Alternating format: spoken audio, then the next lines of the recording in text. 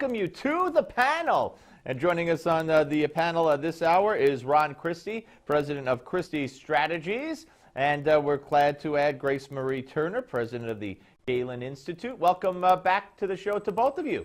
So nice to be with you. Thank you. Well, thank you. Okay, let's start with the fact that it's been revealed today that Harry Reid is not bringing up the centerpiece of the Democratic platform, I guess, going forward here towards the November elections, and that is a raise in the minimum wage to $10.10 an hour because within his party there is not unanimity, and because we have like Mark Pryor, who's up for re-election, and several others that are not on board with this. So I guess the media is going to have to change their whole tune and start blaming Harry Reid and the Democrats who won't get on board, right, Grace Marie?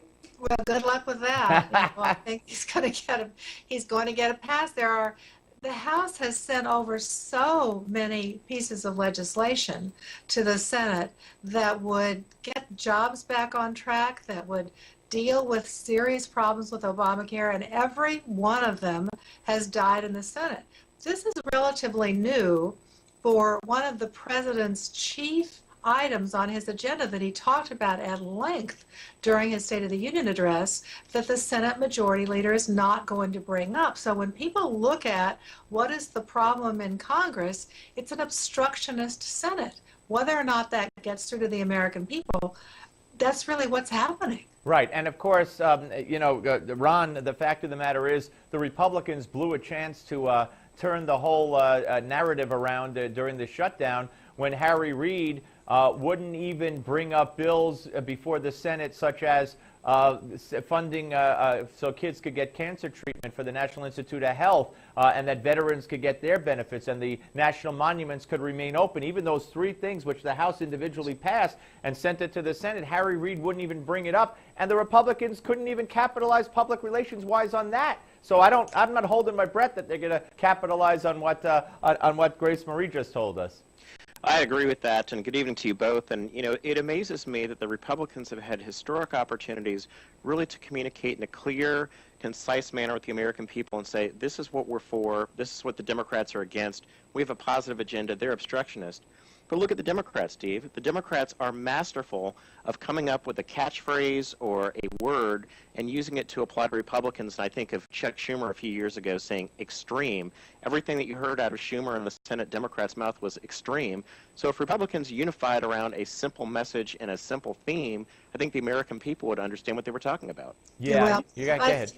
That simple message, that simple theme is going to be one word, and that's going to be Obamacare this fall, because Democrats are running in every direction they can away from this law. And when they talk with the president, he faced serious problems with Obamacare that are going to dog Democrats way into the fall. Well, there's a study out today that from the Center for Medicare and Medicaid Services concluding that 11 million small business employees may see their premiums rise under the law. Now, I've mentioned this, but I haven't seen it. I mean, again, you know what gets me, guys, and I'm like a broken record to my regular viewers, but the Republicans need to hold a press conference every time one of these facts come out. Hold a press conference with people who are being directly affected, kids, mothers who can't get their kids into the cancer hospital, people who lose their specialists. They need to present them to the American public, maybe with the Congress people from their state, and hammer it home day after day after day. They just seem to have no interest in it, Ron.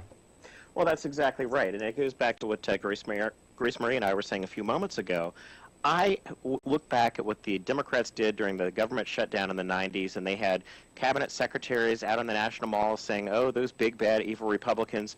If I were a Republican, I would bring in every cancer patient, every person who's had their premiums skyrocket to a level they can't afford, and say, this is the real face of Obamacare. These are the real life changes that these folks are forced to endure because the Democrats rammed a bill through the Senate and the House. But it seems to me that they're unable or unwilling to do it at this point, and it's a missed opportunity. Maybe I have the disadvantage of living inside the Washington Beltway, but there are congressional hearings about this. They bring people to Congress. They testify about the damage that it's doing to their business, to their health insurance, to their health care. Members of Congress invited people who've been harmed by Obamacare to sit with them at the State of the Union address in hopes the media would cover it. I mean, there's only so much you can do. When the media doesn't cover the story, how do they get their message out? They're trying. It's just that they have one half of one of the three branches of government, and it's very hard to break through this strong messaging campaign that you see from the other side, especially with the liberal media that's completely complicit. Let's move on to the Arizona bill, if we can. The bill that Jen Brewer now has on her desk, and indications seem to be that she's leaning towards vetoing it. What do you think, Grace Marie Turner, that she should do with that bill? You know, the most important thing, I think, Steve, is that this is a states' rights issue. This is something that people think, no, we need a federal solution. This will go to the Supreme Court. I'm hoping that the Supreme Court says, you know, let's let Arizona decide what works for that state, and let other states make the same decisions. If we move these difficult questions down to the state level, then we can begin perhaps to get a national consensus, but we don't have that now.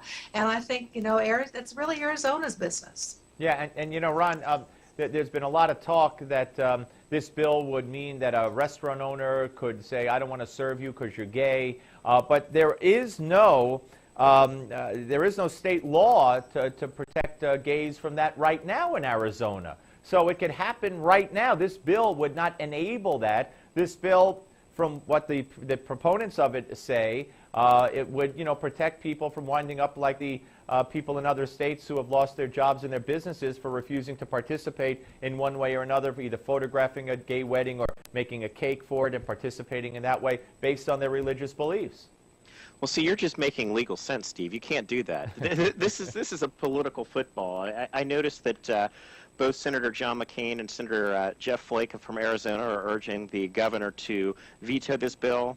The NFL has stepped in, and there's a question of if the governor signs this bill, you know, would they prohibit the Super Bowl from being played in Arizona? So I think politics is going to dominate the decision here. I absolutely agree with Grace Marie here that, as a lawyer, there's a reason that the framers left certain issues best left to the states, but this has turned into a political football by a handful that are trying to impose their view on a majority of the country. A political football. Go ahead, Grace Marie. I'm sorry. I was going to say no pun intended with the Super Bowl weighing in. Go ahead. No pun intended for the Super Bowl political football. Yeah. But this really, I mean, we really are having a major debate in this country about religious liberty, and that is something that we do have to have a national conversation around. When the Little Sisters of the Poor in Colorado were told that they had to provide contraceptive, abortifacient, sterilization services to their employees, even though they strongly object from a moral and religious basis.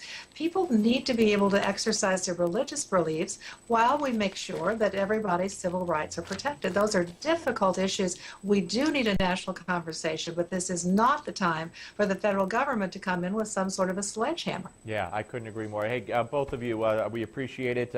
Ron Christie and Grace Marie Turner, thank you very much. Look forward to speaking to you again. Thank you very much. Thank you. All right, folks, very, very interesting. And, you know, again, I haven't read the whole law. I've read a summary now of the law since the show started. Our great senior producer, Rich Carberry, has provided that to me, and based on his analysis and what he's come up with, and I know this for a fact, too, there is no law protecting firing of gays or others in the state of Arizona. So anything that they're saying this bill would allow is allowable now, if you will. So I think that's a red herring. I think the bill is meant to protect people, and I fear, though, she will veto the bill. Steve MALZBERG Show. Rich Miniter next, the Navy SEALs. The Steve MALZBERG Show.